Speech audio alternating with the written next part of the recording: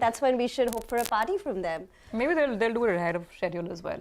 The market's taking very measured sips in this party, by the way. Yeah. Considering, I think the Paytm listing was 1950, the issue price was 2,000 plus, if I recall correctly. We're still sort of a long way off that. So measured sips, slow and steady. No, I mean, a step in the right direction, right? Let's reply to that tweet saying we want to be invited to that profitability party. Yeah, no, it's interesting. This is the kind of FOMO we want, right? Profitability FOMO, if I can call it that. Not exactly, of course, accurate, but just describing what the tweet really says. Now, Jay Bala of cashthechaos.com is with us. Jay, good to have you with us here. Thank you very much.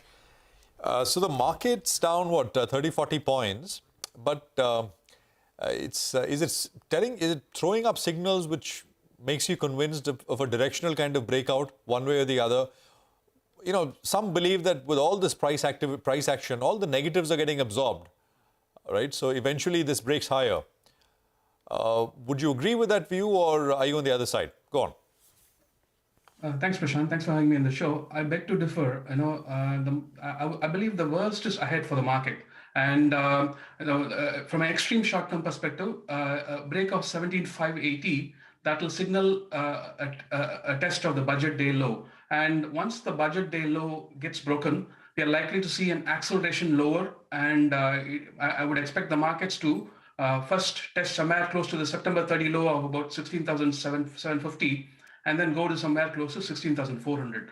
But there is no hurry to preempt the market. Let the markets do what it's doing, and we just need to follow the markets as the markets unravel. And I think it's very unlikely this market will go beyond 18,000. And so watch out for the key levels that I've mentioned here. Okay, all right, Jan, you've been maintaining that you believe that the worst is ahead for the markets and that 17,280 is important on the downside. If we break that, we'll slide lower. Plenty of indices I want to talk about, Jay. But what about the Indian rupee? Prashant was making this point earlier that the dollar index has cooled off from around 115 all the way to around 104, 103 and a half odd. And it's come back from around 101 odd. But the Indian rupee is almost at its weakest levels. Where is that one headed? From 83, where are we going?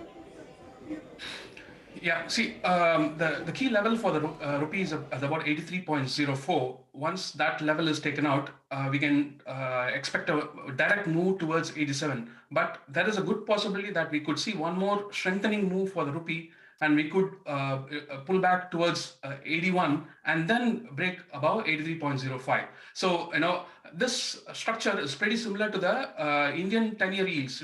Both of them are potentially forming a triangle, but we just needs to do one more leg down. Only then it will be a triangle.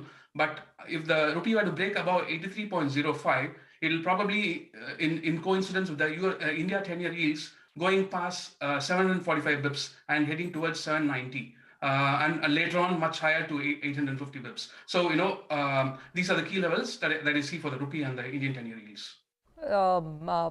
Jay, you've already moved towards what I was going to ask you, and that's what's happening with bonds. Did I hear you say the Indian 10-year is going to 7.9 and then 8 plus? Wow. That's right. Okay, what's the time frame that you're looking at, and where would that put the US 10-year? Which obviously after that jobs report, there was a very decisive move and it's sustaining above 3.5%. Yeah.